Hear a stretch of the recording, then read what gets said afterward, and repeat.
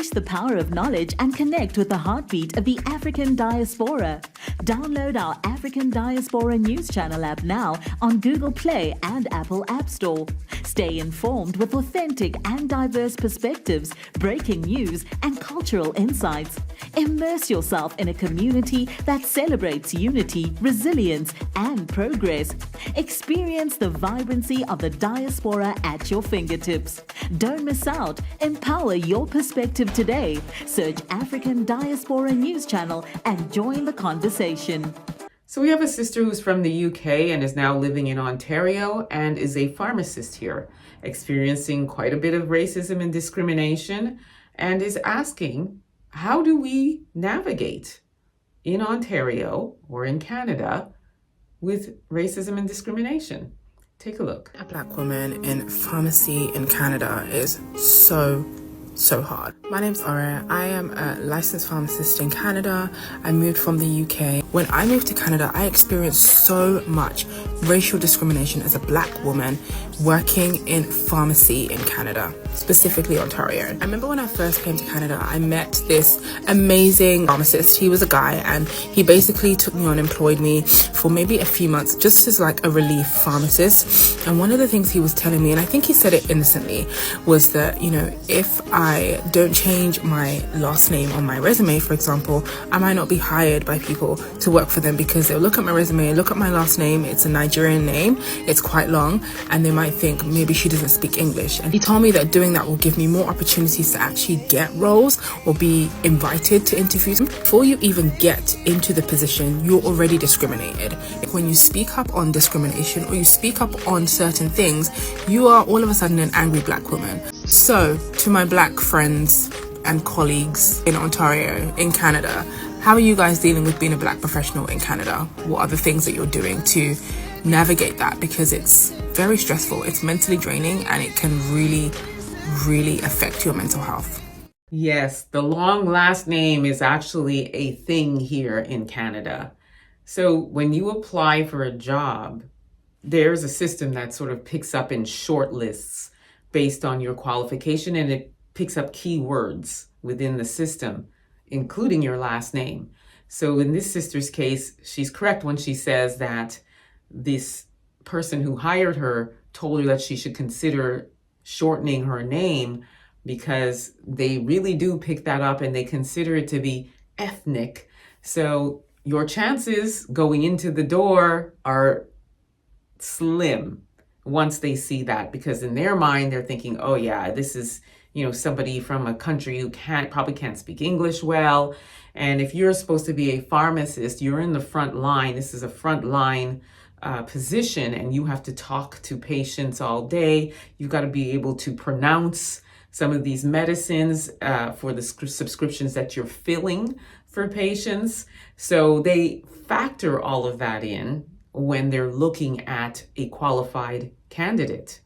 So this sister is dealing with that. Fortunately, this person took a chance on her and gave her the job, but she is experiencing racism and discrimination within her position. She only mentioned this as an example, but I can actually add to that and say that you have patients that come and say, I don't want that Black person to fill my prescription.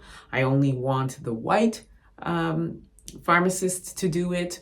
Or they will immediately assume that that Black person is not qualified, or they'll assume they're not really a pharmacist. They're there as a helper or an aide, or they're there to just, you know, clean up and things like that. So these are some of the examples that Black pharmacists go through here in Ontario and Canada, but primarily they deny being served by the Black pharmacist. They feel like their medicine is important to them, and a Black person filling their prescriptions, they automatically are prejudiced and feel like they're probably going to mess up or they're not going to get it right. In this case, this sister has a British accent. If she had just been on a phone interview, she might have made it through the door, even with the long last name. I've gone through that myself, where I guess I don't have an accent. living in Canada. So if I do a phone interview, they would automatically assume they were talking to one of them folks who looks like them. So I would pass the phone interview, and then I would make it into the actual business for the in-person interview. And there have been several times where I'll be sitting there, Ansah, with my non-accent that passed the phone interview, and the person not knowing what I look like would come out. Either it's somebody from human resources or the actual person who would be my manager would come out to meet me. And there might be somebody else who's one of them folks who's also vying for that same position sitting next to me or near me. And they would literally bypass me and go right to that person, which is one of them folks, and literally extend their hand and say, "Hi, Emma." And then I would be like, "Here I am." And the look of shock and just embarrassment and everything else that's on their face just goes to show this is the level of how they think in their mind. That other person who is blonde-haired and blue-eyed had to have been the person I was speaking to on the phone. This must have been Emma Ansah. Maybe she's married to an ethnic person and that's why she has that last name. So this has happened several times. So to this sister, to answer your question of how we are navigating in these spaces, because if you speak up, you're considered the angry Black woman. So you speak up, you speak out, you're angry or you're aggressive. It's like, "Oh, please, please don't hurt me. Oh, please, please." All of a sudden they're the victim. So what you do is what you keep doing, which is expose them. Do not put up with it, and don't allow it to affect your mental health, because you can't give them folks that power. So you ensure that you continue to make sure that they're held accountable for their actions and keep going. Don't give up, don't give in, and press on, sister.